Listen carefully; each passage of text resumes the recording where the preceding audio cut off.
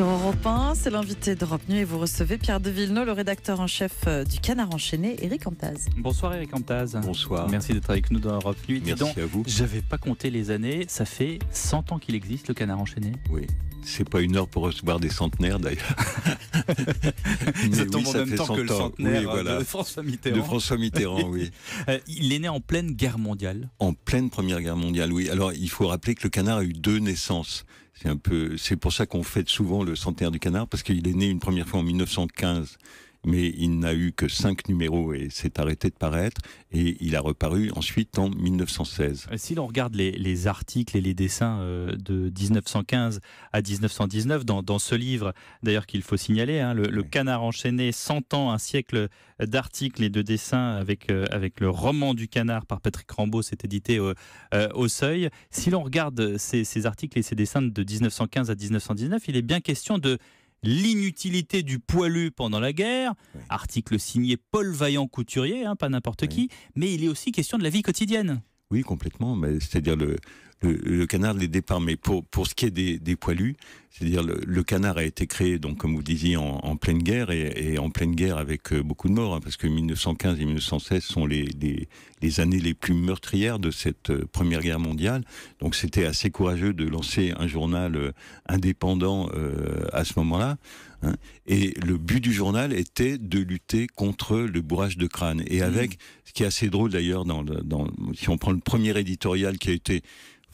Le fondateur du journal, Maurice Maréchal, d'ailleurs, s'est un peu resservi de sa première version pour faire la seconde.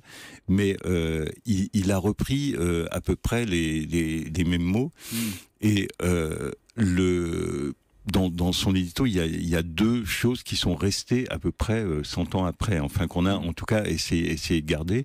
La première, c'est qu'il disait quand je vois quelque chose qui me scandalise, ma première réaction, bien sûr, c'est de m'indigner. Ma seconde réaction, c'est d'en rire. C'est beaucoup plus difficile, mais c'est nettement plus efficace. Oui. Et on arrive à rire de la guerre et des blessés à la guerre. C'était difficile. Et il faut rappeler que le Canard est sorti pendant la guerre, donc en pleine censure, et que les premières éditions, d'ailleurs, on le voit dans le livre, avaient des grands carrés blancs. Oui. Et il y a une lettre qui a été retrouvée, qui est une lettre d'un poilu, donc qui était lecteur du Canard, et qui disait « Il y a beaucoup plus à lire dans les blancs du Canard que dans une page entière du Matin ». Le Matin était un quotidien de l'époque qui était très pro-gouvernemental.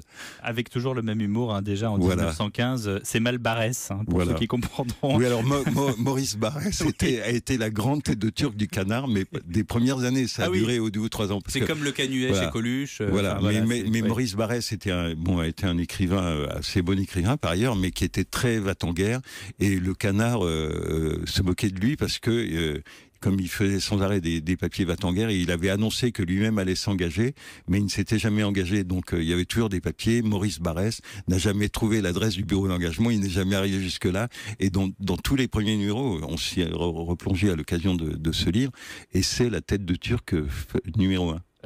C'est un journal qui revient pendant la Deuxième Guerre mondiale, mais dès les années 30, ce qu'il faut voir, c'est que le Canard, d'une certaine manière, prévient des dangers du nazisme.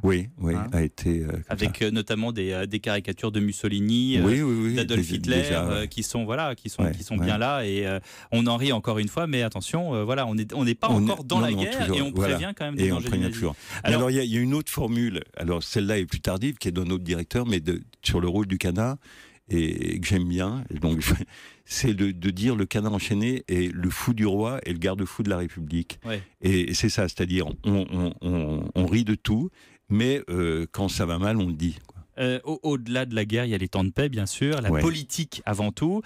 Tous les présidents du Conseil, tous les présidents de la République y passent. Oui, ça, il y a pas de Barès, mais... Alors là, encore une autre devise du Canard, c'est de dire que le Canard, même si sa sensibilité aujourd'hui, même avant, est toujours un peu plus à gauche, mais c'est de dire que le Canard n'est ni un journal de droite, ni un journal de gauche, c'est un journal d'opposition. C'est-à-dire, il est toujours contre le pouvoir en place. Enfin, il brocarde toujours le pouvoir en place. Même si à un moment donné, on trouvera un bon pouvoir... écoutez, c'est pas encore arrivé. C'est pas encore arrivé. Voilà. Donc, vous, Éric Antaz, vous arrivez donc en 1978 au Canard. D'abord, à l'époque, qu'est-ce qui vous motive et ensuite, comment est-ce que vous voyez les choses ? quand je suis arrivé au Oui, Canard. quand vous arrivez.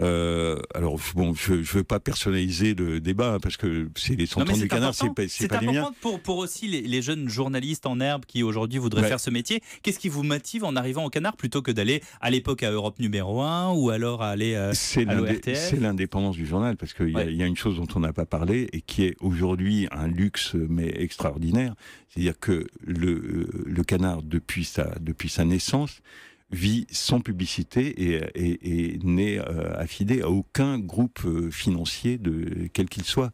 C'est-à-dire c'est un journal qui a toujours été totalement indépendant. Quel est votre fait d'armes à vous ces 38 dernières années? Mais vous savez, au Canard, on n'est pas... on n'est pas perso. On n'est pas perso et on est même on fonctionne un peu comme une famille. Alors une famille qui s'engueule, c'est vrai que les réunions de rédaction où tout le monde demande à filmer ce qu'on refuse, mais en gros ça se passe quand même comme des réunions de famille où chacun s'engueule, où chacun se balance des vannes. Si ce sont des décisions collégiales, quel est l'article ou le dessin ou ce que vous retenez en 38 ans? C'est-à-dire c'est le fameux qu'est-ce que vous prenez comme livre sur une île déserte? Quel est l'article que vous retenez, celui qui vous reste en tête? On n'est pas trop dans ce type de jeu, mais moi, je sais pas, il y a une chose qui me frappe et qui m'a frappé même dès mon arrivée au Canard, c'est que quand le Canard sort une affaire, parfois on sort des affaires financières, ou des affaires de bourse qui se chiffrent en centaines de millions. Et curieusement, ce ne sont pas celles qui marquent le plus.